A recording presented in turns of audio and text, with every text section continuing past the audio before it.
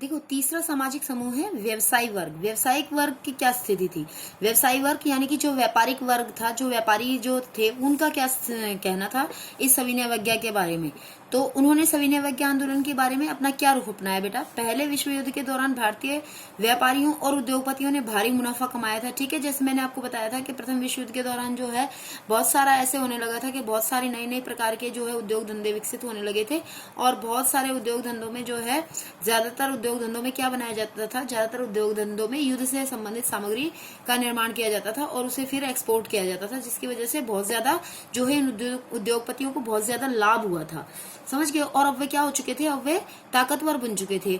अपने कारोबार के फैलाने के लिए उन्होंने ऐसी औपनिवेशिक नीतियों का विरोध किया जिनके कारण उनकी व्यावसायिक गतिविधियां क्या होती थी, उनमें रुकावट आती थी। कि अगर कोई भी ऐसी जो है, अगर ब्रिटिशर्स जो है कोई इस प्रकार की नीति अपनाते थे जिनके कारण उनका जो मार्केट में उनका प्रॉफिट कम हो सकता है या फिर उनका व्यापार को नुकसान हो सकता है, तो ऐसी सभी गतिविधियों का वो क्या करते थे? विरोध करते थे।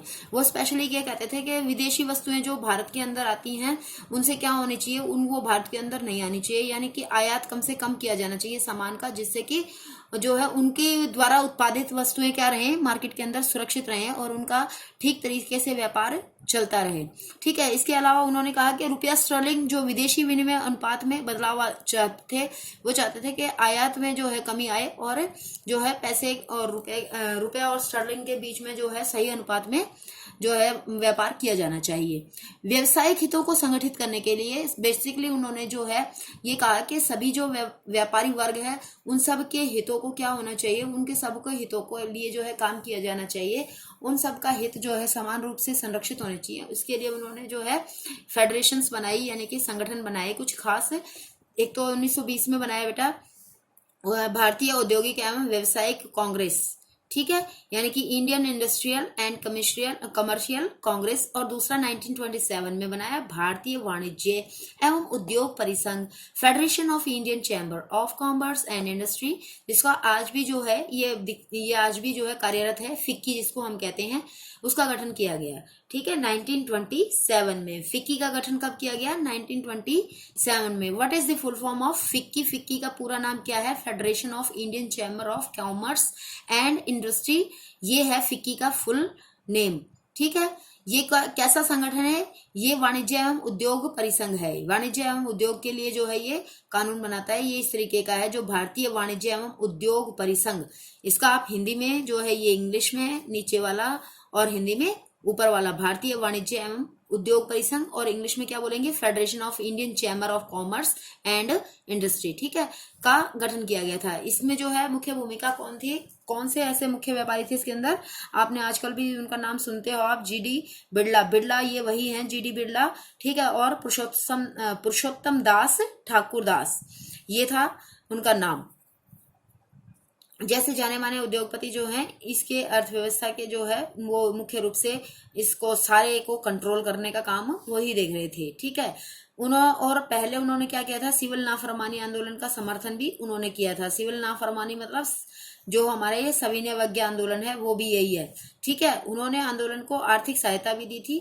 ठीक है, जैसे मैंने आपको पहले भी बताया था कि कांग्रेस को जो है बड़े बड़े व्यापारियों से, किसानों से, अमीर जमींदारों से क्या मिलती थी? आर्थिक सहायता मिलती थी। तो उन्होंने जो है आंदोलन को आर्थिक सहायता भी दी थी और आयातित वस्तुओं को खरीदने या बेचने से भी इनकार कर दिया था, यानी कि विदेश से जो भी वस्तुएं आएंगी वो उनको नहीं खरीदेंगे। तो ज्यादातर व्यवसायी स्वराज को एक ऐसे युग के रूप में देखते थे जहां कारोबार पर औपनिवेशिक पाबंदियां नहीं होंगी और व्यापार व उद्योग निर्बाध ढंग से फल फूल सकेंगे।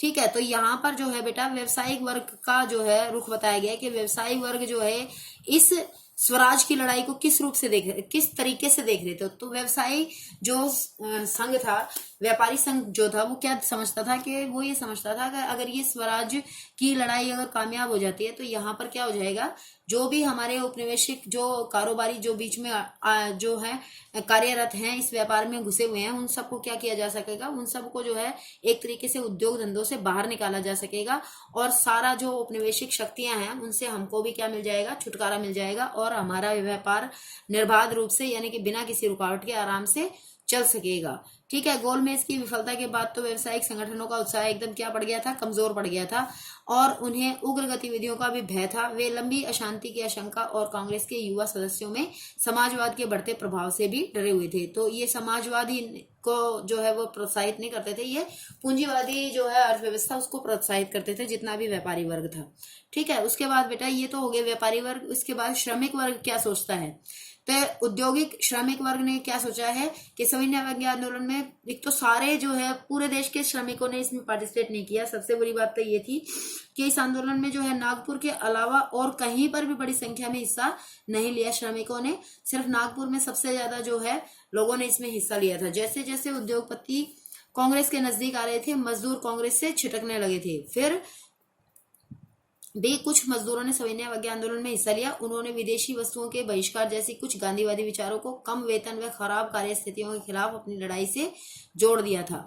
ठीक है, 1930 में रेलवे कामगारों और 1932 में गोदी कामगारों की हड़ताल हुई और 1930 में छोटा नागपुर की टिन खानों के हजारों मजदूरों ने गांधी टोपी पहनकर रैलियों और बहिष्कार अभियानों में हिस्सा लिया। फिर भी कांग्रेस अपने कार्यक्रम में मजदूरों की मांगों को समाहित करने में हिचकिचा रही थी।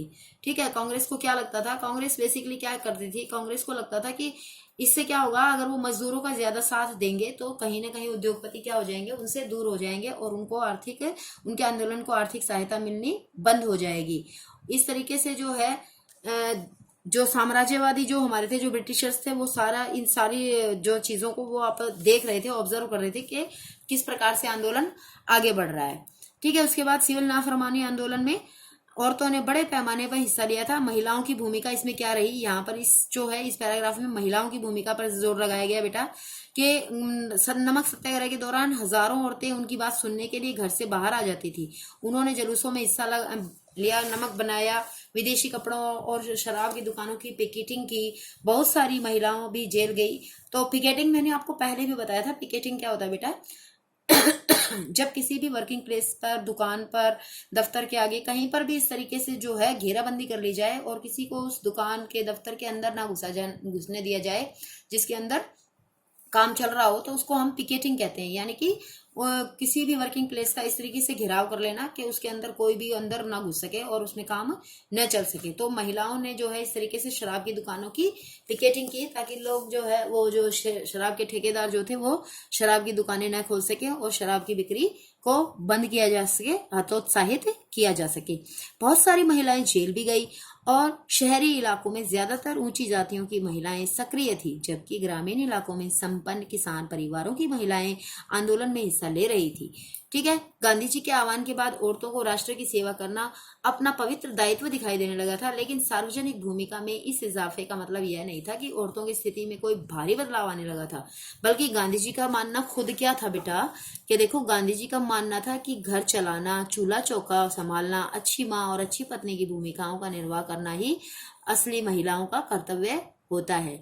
इसलिए लंबे समय तक कांग्रेस संगठन में किसी भी महत्वपूर्ण पद पर औरतों को कोई जगह नहीं दी गई थी और कांग्रेस को उनकी प्रतीकात्मक उपस्थिति में ही दिलचस्पी थी कि वो केवल दूर से ही जो है कांग्रेस को क्या करती रहे, कांग्रेस को प्रोत्साहित करती रहे, लेकिन इसमें किसी पद के लिए जो है उन्हें महिलाएं सुटेबल नहीं लगती थी। ठीक है, इस पूरे पैराग्राफ में क्या बताया गया है, मैंने एक बार आपसे को एक सेकंड में जल्दी से रिवाइज करवा देती हूँ कि फर्स्ट पैराग्राफ में तो क्या बताया गया है, जैसे लोगों ने आंदोलन को कैसे देखा। तो फर्स्ट पैराग्राफ में बेटा गुजरात के पाटीदार और उत्तर प्रदेश के जाटों ने कैसे आंदोलन में भाग लिया। उसके बाद जो है गरीब किसानों के लिए आंदोलन का मतलब क्या था। उसके बाद व्यापारी वर्ग के लिए जो है आंदोलन का मतलब क्या था। और इसके बाद जो है जो औद्योगिक श्रमिक थे यानी कि जो मजदूर थे उनके लिए आंदोलन का क्या अर्थ था। और उसके बाद महिलाओं ने जो है इस आंदोलन में किस प्रकार पार्टिसिपेट किया था, ये जो है इसमें बताया गया है। इसके बाद सविनय अवज्ञा की भी क्या सीमाएं थी, कुछ जो है वो भी जो है इतने अच्छे से चल नहीं पाया, उसकी क्या प्रॉब्लम्स रही। जैसे सभी सामाजिक समूह स्वराज की अमूर्त अवधारणा से प्रभावित नहीं थे, कि जो सबके लिए सबसे पहली और सबसे मेन प्रॉब्लम तो क्या है बेटा कि सभी ने स्वराज का मीनिंग अपने अकॉर्डिंग लगाया, अपने अनुसार लगाया, अपनी सिचुएशंस के अकॉर्डिंग उन्होंने इसको समझा।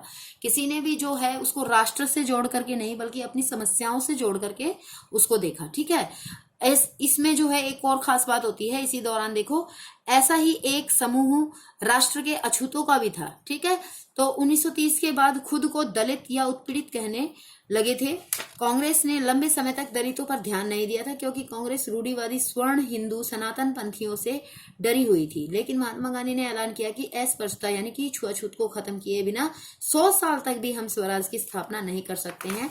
और उन्होंने सीधे तौर पे क्या कहा, उन्होंने सीधे तौर पर कहा कि अछूतों को क्या कहा जाएगा, अछूतों को हरिजन यानी कि ईश्वर की संतान बताया। उन्हें मंदिरों, सार्वजनिक तालाबों, सड़कों और कुओं पर समान अधिकार दिलाने के लिए सत्याग्रह किया। मैला ढोने वालों के काम को प्रतिष्ठा दिलाने के लिए भी वे खुद शौचालय साफ करने लगे। उन्होंने ऊंची जातियों का आह्वान किया और वे अपना हृदय परिवर्तन करें और अस्पृश्यता के पाप को छोड़ें। लेकिन बहुत सारे दलित नेता अपने समुदाय की समस्याओं का अलग राजनीतिक हल ढूंढना चाहते थे। राजनीतिक हल समझ रहे हैं आप, वे खुद को संगठित करना चाहते थे। तो ऐसा जब पहले तो जो है हरिजनों को सामाजिक स्तर पर जो है उनको समानता का अधिकार प्राप्त नहीं था, तो गांधी जी ने जो है लोगों का इस तरफ ध्यान एक जो है आकर्षित किया कि हरिजनों को एक तो अछूतों को जो है अछूत कहने की बजाय उनको हरिजन नाम से संबोधित किया जाए। हरिजन यानी कि हरि प्लस जन, हरि मतलब भगवान, जन मतलब लोग। तो इस तरीके से जो है उनके साथ जो है अछूत शब्द का प्रयोग उनके लिए ना किया जाए। और प्लस में उनको सभी सार्वजनिक स्थलों पर, चाहे वो तालाब हैं, कुएं हैं, सड़कें हैं, मंदिर हैं, सब जगह उनका क्या होना चाहिए, उनको समान अधिकार दिया जाने चाहिए, उनका समान आवागमन होना चाहिए, उनको रोक टोक उनके साथ नहीं अपनानी चाहिए।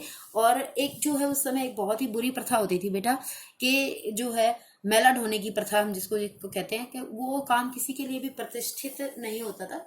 वो एक जो है उसको खत्म करना बहुत ज्यादा जरूरी था। इसके लिए खुद जो है महात्मा गांधी जी आगे आए और उन्होंने अपने शौचालय की सफाई करनी शुरू की, जो एक बहुत ही ज्यादा जो है उस समय के लिए आप ये कह सकते हैं कि एक क्रांतिकारी कदम आप उसको सोच सकते हैं, कि इस तरीके के कामों को करना जो है उस समय बहुत ही ज्यादा जो है एक तरीके से समाज से ऊपर उठ करके सोचने वाली बात थी बहुत। लेकिन इतना सोचने के बावजूद भी जो है बहुत सारे ऐसे जो है समुदाय, उस अस्पृश्य समुदाय यानी कि उन दलित समुदाय के अंदर बहुत सारे ऐसे नेता थे जो ये चाहते थे कि भाई हम भी क्या हो, हमें भी जो है शिक्षण संस्थानों में आरक्षण मिले, हमें भी जो है राजनीति में आरक्षण मिले, हम भी राजनीतिक रूप से जो है अपनी पार्टी बनाए, हमारी भी आवाज का कुछ महत्व होना चाहिए।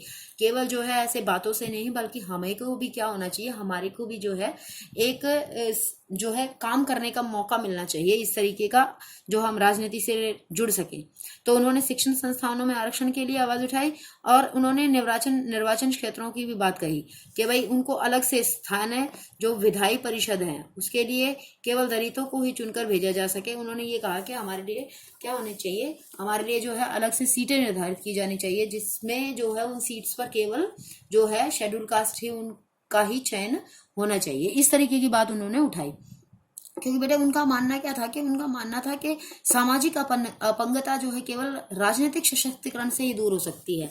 ठीक है, ये जो है ये बहुत ही इंपॉर्टेंट स्टेटमेंट है कि सामाजिक अपंगता, अगर मान लीजिए समाज में जो है अगर हमको समान नहीं समझा जा रहा है, समाज में हमारे साथ जो है असमानता का व्यवहार किया जा रहा है, तो वो क्यों किया जा रहा है, क्योंकि हम राजनीतिक रूप से हम सशक्त नहीं है, राजनीतिक रूप से हम मजबूत नहीं है। तो उनको कहीं ना कहीं ऐसा लगता था कि अगर हमें समाज में जो है समानता का प्रदान की जाएगी, तो हम जो है राजनीति में अपने आप ही जो है उसमें राजनीति में अगर हमको सामाजिक समानता तभी पॉसिबल हो पाएगी जब हम राजनीतिक रूप से सशक्त हो जाएंगे, मजबूत हो जाएंगे। इसलिए सविनय अवज्ञा आंदोलन में दलितों की हिस्सेदारी काफी सीमित थी।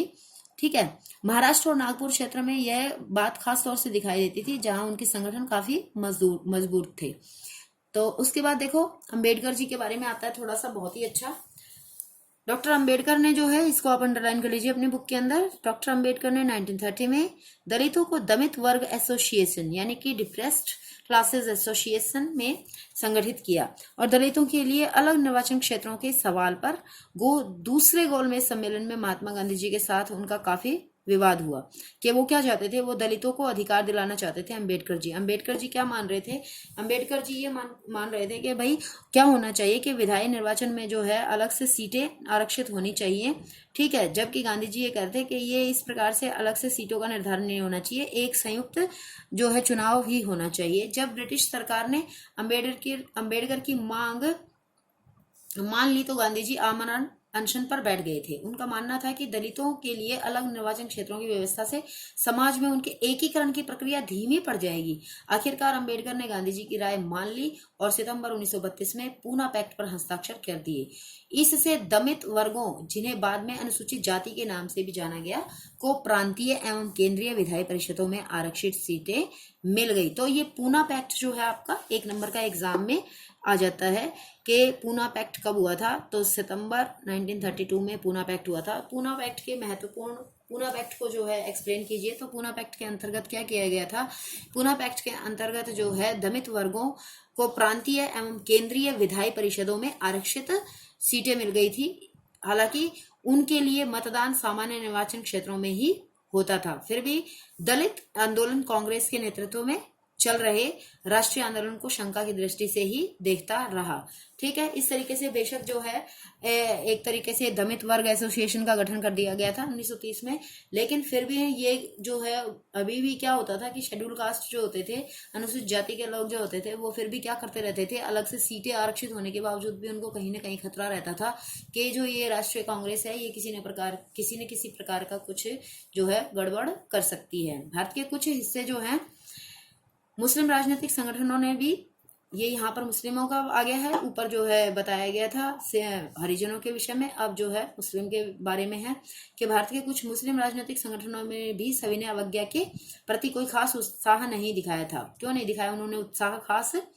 असहयोग खिलाफत आंदोलन के शांत पड़ जाने के बाद मुसलमानों का एक बहुत बड़ा तबका कांग्रेस से कटा हुआ था, ठीक है। वो अपने आप को ऐसे महसूस करते थे कि कांग्रेस जो है वो अपने आप को ज्यादा जो है महत्व देती है प्रत्येक क्षेत्र में और मुस्लिम लीग को कम महत्व देती है। तो 1920 के दशक में के मध्य में कांग्रेस हिंदू महासभा जैसे हिंदू धार्मिक राष्ट्रवादी संगठनों के काफी करीब दिखने लगी थी। जैसे जैसे हिंदू मुसलमानों के बीच संबंध खराब होते हुए गए, दोनों समुदाय उग्र धार्मिक जुलूस निकालने लगे थे। इससे कई शहरों में हिंदू मुस्लिम सांप्रदायिक टकराव भी दिखाई दिए और हर दंगे के साथ दोनों समुदायों के बीच फैसला बढ़ता ही चला गया। ये जो फासला था ये बढ़ता ही चला गया। किसके बीच में बेटा? हिंदू महासभा कांग्रेस यानी कि, और दूसरा जो है ये अपना कांग्रेस और ये मुस्लिम लीग, ठीक है। कांग्रेस और मुस्लिम लीग ने एक बार फिर से गठबंधन का प्रयास किया 1927 में। ऐसा लगा कि अब एकता स्थापित हो जाएगी। सबसे महत्वपूर्ण मतभेद भावी विधान सभाओं में प्रतिनिधित्व के सवाल पर था कि मुस्लिम लीग क्या चाहते थे। मुस्लिम लीग के एक नेता थे मोहम्मद अली जिन्ना। तो ठीक है, मोहम्मद अली जिन्ना जो है वो बहुत इंपॉर्टेंट नाम है, जो अगर आज हम पाकिस्तान का नाम सुनते हैं तो वो उसी की मेहरबानी है। उसी ने जो है एक अलग राष्ट्र की डिमांड की थी, ठीक है। मोहम्मद अली जिन्ना का क्या कहना था कि अगर मुसलमानों को केंद्रीय सभा में आरक्षित सीटें दी जाएंगी और मुस्लिम बहुल प्रांतों जैसे कि पंजाब और बंगाल में मुसलमानों को आबादी के अनुपात में प्रतिनिधित्व दिया जाएगा, तो वे मुसलमानों के लिए पृथक निर्वाचिका की मांग छोड़ने के लिए तैयार हैं, ठीक है। तो वो क्या चाहते थे कि जहां पर भी मुस्लिम बहुल एरिया है, जहां पे मुसलमानों की संख्या ज्यादा है, वहां पर मुसलमानों के लिए भी सीट्स आरक्षित कर दी जाए, जो है निर्धारित कर दिया जाए कि इतने जो है यहाँ पर मुस्लिम कैंडिडेट ही जो है नेता के रूप में जो है चुने जाएंगे। तो इस तरीके की जो बात थी उसका जो है प्रतिनिधित्व के सवाल पर यह बहस मुबाहिसा चल ही रहा था कि 1928 में आयोजित किए गए सर्वदलीय सम्मेलन में हिंदू महासभा के M.R. जयकर ने इस समझौते के लिए किए जा रहे प्रयासों की खुलेआम निंदा करनी शुरू कर दी, जिससे कि इस मुद्दे के समाधान की सारी संभावनाएं क्या हो गई? समाप्त हो गई थी, ठीक है। जब सविनय अवज्ञा आंदोलन शुरू हुआ उस समय जो है समुदायों के बीच संदेह और अविश्वास का माहौल बना हुआ था, ठीक है। कांग्रेस से कटे हुए मुसलमानों का एक बड़ा तबका किसी संयुक्त संघर्ष के लिए तैयार ही नहीं था। और बहुत सारे मुस्लिम नेता तो और बुद्धिजीवी तो भारत में अल्पसंख्यकों के रूप में मुसलमानों की हैसियत को लेकर ही चिंता जता रहे थे। उन्हें ऐसा लग रहा था कि पता नहीं ये यहाँ पर जो है मुसलमानों की संख्या कम है और हिंदुओं की संख्या बहुत ज्यादा है, तो मुसलमानों के अधिकार यहाँ पे सुरक्षित भी रह पाएंगे या नहीं रह पाएंगे। उनको भय था कि कहीं हिंदू बहुसंख्या के आधार पर जो है उनकी सभ्यता और संस्कृति को तो खत्म नहीं कर देंगे, उससे को तो नहीं जो है समाप्त कर डालेंगे। ऐसा जो है विचार करते हुए जो है ये कहीं ना कहीं बहुत सारे लूप होल्स थे इस सिविल डिसोबीडियंस के अंदर, मूवमेंट के अंदर, जिसके कारण जो है ये मूवमेंट सक्सेसफुली रन नहीं कर पाया और फाइनली 1934 तक आते आते ये बिल्कुल ही धीमा पड़ गया था। इस तरीके से ये जो है चीजें सही ढंग से काम नहीं कर पाई और ये आंदोलन अपना जो फाइनल अचीवमेंट थी इसकी स्वराज की वो कंप्लीट नहीं कर पाया। ठीक है, मेरे ख्याल से आपको समझ में आ रहा होगा अच्छे से। और बेटा साथ साथ जो है आप रीडिंग करते हुए लेसन को जो है एक बार मुझसे सुनेंगे, उसके बाद साथ में रीडिंग करेंगे तुरंत साथ में। ये नहीं है कि अभी आप मेरी वीडियो देखें और उसके बाद 2 दिन बाद आप रीडिंग करें, ऐसा नहीं करेंगे। आप मेरी वीडियो देखेंगे, साथ साथ जितनी वीडियो मैं बना रही हूँ, जितने जितने पार्ट्स की उतने उतने पार्ट्स की साथ साथ रीडिंग करते हुए चलेंगे, जिससे कि आपको जो है लेसन समझ में आए। लेसन को कंटिन्यूअसली पढ़ेंगे, ये नहीं है कि आज जो है थोड़ा सा पढ़ लिया इसके 4 दिन बाद जो है थोड़ा सा पढ़ेंगे। ऐसे आपको लेसन की कभी भी अंडरस्टैंडिंग डेवलप नहीं होने वाली है। It is just like a story, और इस स्टोरी को आप एक साथ पढ़ेंगे तो ही ये अच्छे से आपको समझ में आएगी। Thank you all of you.